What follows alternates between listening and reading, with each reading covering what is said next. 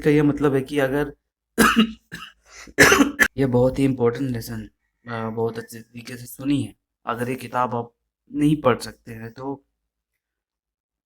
खैर कोई बात नहीं। आपको वीडियोस देखने की ज़रूरत है। यूट्यूब पे बहुत सारी वीडियोस हैं फाइनेंशियल फ्रीडम के रिगार्डिंग, ये साइकोलॉजी ऑफ मनी के अकॉर्डिंग, चाहे जो भी हो। और एक वीडियो मेरी ओर से भी जो मुझे लगा कि मैं अपने तरीके से बताना चाहूँ। सो थैंक यू मुझे यहाँ तक सुनने के लिए। हाय।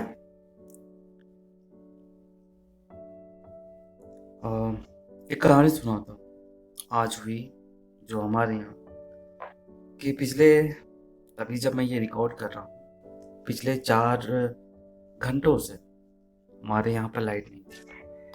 तो इसका नतीजा ये हुआ कि मेरे पास करने के लिए कुछ नहीं था। मेरा मोबाइल स्विच ऑफ थी और इंटरनेट भी नहीं था और सारे डिवाइसेस ऑलमोस्ट स्विच ऑफ थे। तो इस वजह से मेरा ध्यान गया मेरी लाइब्रेरी के बुक्स पर। तो मैंने बुक उठाई, द साइकोलॉजी ऑफ मनी, जैसे कि आप ये देख सकते हैं। और हिंदी वर्जन है पर। तो यहाँ पे एक चैप्टर है स्वतंत्रता, यानी कि फ्रीडम। और इस पर कुछ चीज़ें जो मैंने, ये किताब है मैंने 3 बार पढ़ी, पर 3 बार में बहुत ही कुछ ज़्यादा अटेंशन सीकिंग या मतलब कुछ ज़्यादा समझ में नहीं आई। बहुत सारी चीज़ें थी, पर आज मैं ये जब अचानक से फिर से ये किताब पढ़ने लग गया तो कुछ चीज़ें मुझे जो दिखी, जो कि है फ्रीडम के नज़रिए से कि हमारे लिए फ्रीडम है क्या। फ्रीडम जो हम लोग फाइनेंशियल फ्रीडम या उनसे रिलेटेड चीज़ों की बात करते हैं, इस किताब में लिखी गई है और जो कि बहुत है। पर फ्रीडम से इस मनी का क्या रिलेशन है, और ये इम्पोर्टेंट है ये समझना कि यहाँ पे जो ऑथर है वो बोलते हैं कि 1981 में उनकी एक किताब छपी थी, the science of wellbeing, America में। तो इस पर उसके जो साइकोलॉजिस्ट है वो कहते हैं कि हम लोगों को किस नज़रिए से देखते हैं कि वो खुश है इस ज़िंदगी में। क्या हम ज़्यादा पैसे कमाने से ज़्यादा खुश हैं, या ज़्यादा एजुकेशनल वाइज हायर डिग्री ले चुके हैं तो उससे खुश है, या किसी हम पर्टिकुलर एरिया में रहते हैं यानी कि किस खास जगह में रहते हैं तो उससे खुश है। यानी खुश होने का यहाँ पर इनसे कोई डायरेक्ट मसला नहीं निकलता। इससे कोई मतलब नहीं है कि आप किसी और से ज़्यादा पैसे कमाते हैं, या किसी से आपका बहुत बड़ा घर है, या फिर आपका स्टेटस औरों से अधिक है। इससे खुशी का कोई दूर दूर तक कोई कनेक्शन नहीं है। तो क्या चीज़ है ऐसा जो लोगों को खुशी देता है, और जो खुशी देता है, और वो चीज़ है कि इम्पोर्टेंट यहाँ पे कि आप क्या करना चाहते हैं, आप कब करना चाहते हैं, किन लोगों के साथ करना चाहते हैं, और आपका लाइफ स्टाइल क्या है। इन 4 चीज़ों को देखते हुए ही आपको अपने लाइफ में सेटिस्फैक्शन मिल सकती है। ये चीज़ है। तो ये जो 4 चीज़ें हैं कि आप क्या करना चाहते हैं, कब करना चाहते हैं, किन लोगों के साथ करना चाहते हैं, और किस बिहेवियर के साथ में करना चाहते हैं, तो इसके लिए आपको चाहिए होगी पैसे। और ये है कि आप अभी चाहे जितना पैसा कमाते हैं, उसी पैसे में से आपको अपने लिए बचत करना पड़ेगा। बचत इस तरीके से कि, और यहाँ पे ऑथर ये लिखते हैं कि अगर आप जितना भी कमाते हैं उसका एक छोटा सा अमाउंट अगर आप अपने लिए सेव करते हैं, तो इसका ये मतलब होता है कि आप कुछ दिनों के लिए अपने काम से छुट्टी ले सकते हैं, या बीमार हो जाते हैं तो उस वक्त आपको चिंता करने की ज़रूरत नहीं होगी बिना आपका बैंक अकाउंट खाली किए। अगर थोड़ा सा और अमाउंट अगर आपके बैंक अकाउंट में जमा है, तो इसका ये मतलब है कि अगर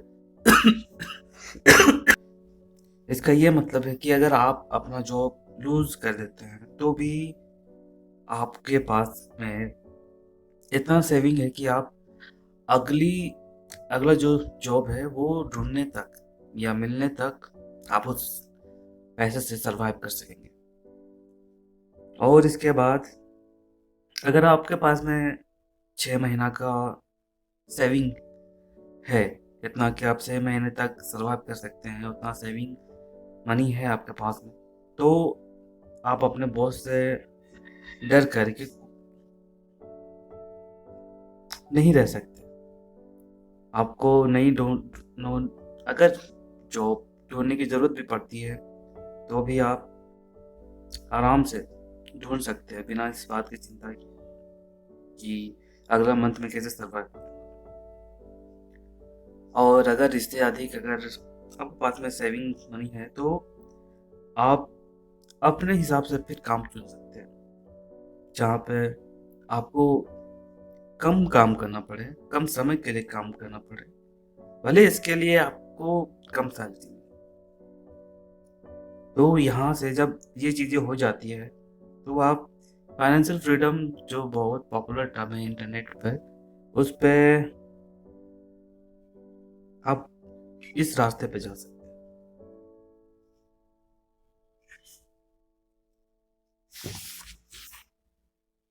और जो है इस बुक में जो मुझे इस चैप्टर में कहूँ, फ्रीडम के चैप्टर में, वो है कि एक ज़माने में बहुत बड़े बिजनेसमैन थे, जॉन डी रॉकफेलर, जो कि बहुत ही इंट्रोवर्टेड पर्सन थे।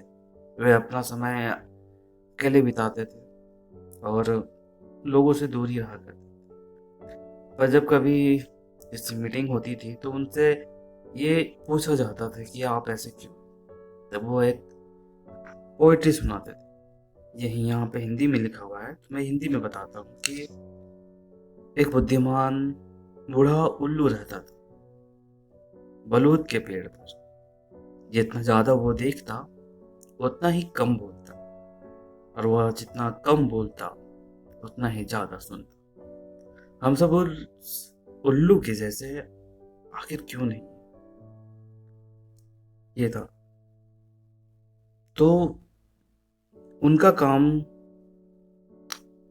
काम जो है कुएं खोदना, रेलगाड़ियों में सामान भरना, ये उस समय की बात है। मतलब अगर किसी इंडस्ट्री की बात किया जाए तो लेबर वर्क करना नहीं था, उनका काम था लोगों को काम करवाना या सोचना काम कैसे बेहतर हो सके इसके लिए। और यहीं से एक बात चीज याद आती है कि लोगों को लगता है कि ये जो चेयर पर बैठे हुए थे वो सिर्फ बैठे हुए हैं, कुछ काम नहीं करते हैं। पर जो लेबर रहते हैं वो जो काम करते हैं वो काम दिखता है। और इससे क्या है कि जब वो 8 घंटे कंप्लीट हो जाते हैं वो उस काम को छोड़ कर चले जाते हैं, वो आराम करते हैं। बट इनका काम ये है कि जब ये घर में भी रहते हैं, ऑफिस से चले भी आते हैं, तो वो लगातार सोचते रहते हैं अपने काम के बारे में, क्योंकि यही उनका काम है। और इस तरीके से देखा जाए तो वो 2400 घंटे काम करते हैं। तो आपको